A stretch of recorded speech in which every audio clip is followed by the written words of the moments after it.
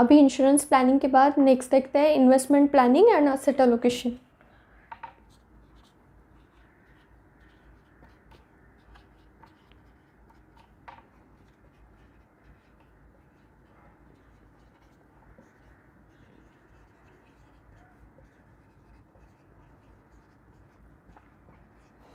अब कोई भी इंडिविजुअल या कोई भी हाउस होल्ड इन्वेस्टमेंट प्लानिंग कब करेगा? जब कुछ पर्पस होगा और कोई फाइनेंशियल गोल्स होंगे, तभी अपना इन्वेस्टमेंट प्लान करेगा। अभी यहाँ पे एडवाइज़र का काम है कि ये जो फाइनेंशियल प्लान है इसके लिए फंडिंग देखना, ठीक है। फंडिंग देखना कि क्लाइंट का कितना सेव हो रहा है आफ्टर एक्सपेंसेस, एंड वो सेविंग जो हो रही है क्या वो सफिशिएंट फंडिंग है इस फाइनेंशियल प्लान को पूरा करने के लिए। सो इसलिए यहाँ पे कुछ short term and long term goals आते हैं।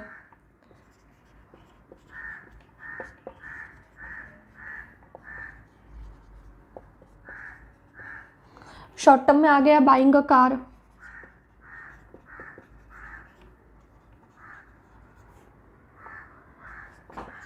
Funding for family function, family ceremony, या फिर प्लान फॉर वैकेशन। ये सारे कौन से शॉर्ट टर्म गोल्स है।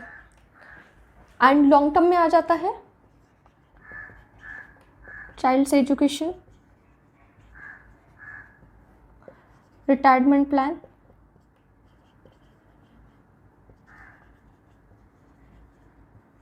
एंड मैरिज ऑफ चाइल्ड, ठीक है। तो ये दोनों पता है यहाँ पे कि हाउस होल्ड को मेरे लॉन्ग टर्म प्लान्स क्या है, मेरे शॉर्ट टर्म प्लान्स क्या है। तो जो एडवाइज़र है, फाइनेंशियल एडवाइज़र, वो हेल्प करेगा क्लाइंट की कि आपके लिए सूटेबल प्लान कौन सा है, कौन सा राइट इन्वेस्टमेंट प्रोडक्ट है, प्लस आपको एसेट एलोकेशन कैसे करना है। मतलब फॉर एग्जांपल जैसे कि यहाँ पे अगर आप देखते हो तो चाइल्ड एजुकेशन एक लॉन्ग टर्म गोल है। लॉन्ग टर्म मतलब यहाँ पे ऑलमोस्ट पकड़ लीजिए 10 to 15 ईयर्स का टाइम है क्लाइंट के पास। तो ये गोल तो आना ही आना है। तो इसके लिए कौन सा एसेट क्लास बेटर है, इक्विटी में करना बेटर रहेगा या डेट पे करना बेटर रहेगा, तो ये सजेस्ट करेगा फाइनेंशियल एडवाइज़र। प्लस यहाँ पे भी जैसे कार लेना है तो कार क्या 1 या 2 ईयर्स में आप कार ले सकते हो, तो यहाँ पे कौन से एसेट क्लास में आपको इन्वेस्ट करना है। प्लस आपको यहाँ पे जैसे फाइनेंशियल एडवाइज़र ने आपको कोई भी प्रोडक्ट सजेस्ट किया तो वो डिपेंड करता है कि आपकी रिक्वायरमेंट क्या है, आप कितना रिस्क ले सकते हो, आपको रिटर्न कितना एक्सपेक्टेड है, एंड आपको आपके पास टाइम होराइज़न क्या है। तो ये सारी चीज़ों के ऊपर ही डिपेंड करता है कि आपको जो फाइनेंशियल एडवाइज़र जो है वो इन्वेस्टमेंट प्लानिंग करके देगा, असेट एलोकेशन करके देगा। असेट एलोकेशन में हर असेट क्लास का एक डिफरेंट रिस्क पैटर्न है, एक डिफरेंट रिटर्न का हर असेट क्लास यहाँ से डिफ़र करता है। तो हर इन्वेस्टर टू इन्वेस्टर डिफ़र करेगा कि उनको क्या रिक्वायरमेंट है।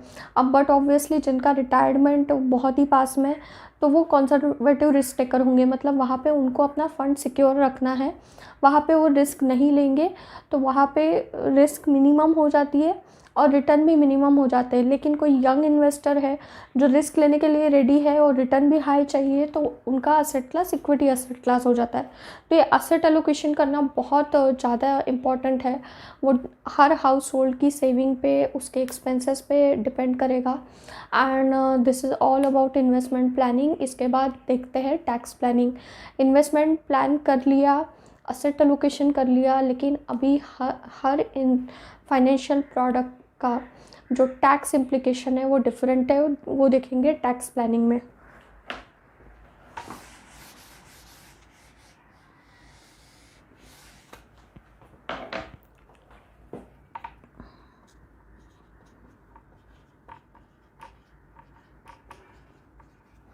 अब अब टैक्स जो है कौन कौन सी इस पे लगेगा, टैक्स लगेगा आपके इनकम के ऊपर, जो करंट इनकम आ रही है, सैलरी से आ रही है, रेंटल इनकम आ रही है, उस सारी इनकम पे आपको टैक्स लगेगा। और जो आपने इन्वेस्टमेंट करके रखी है उस पर जो रिटर्न जनरेट होता है उस पर भी टैक्स लगेगा।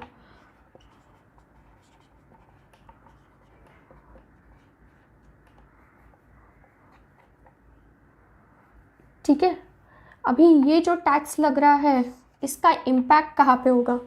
यहाँ पे आपको टैक्स लग रहा है इनकम पे, रिटर्न पे, तो आपकी सेविंग पे इम्पैक्ट होगा, आपके जो करंट फाइनेंसेस है उस पे इम्पैक्ट होगा, फ्यूचर इनकम पे इम्पैक्ट करेगा ये टैक्स।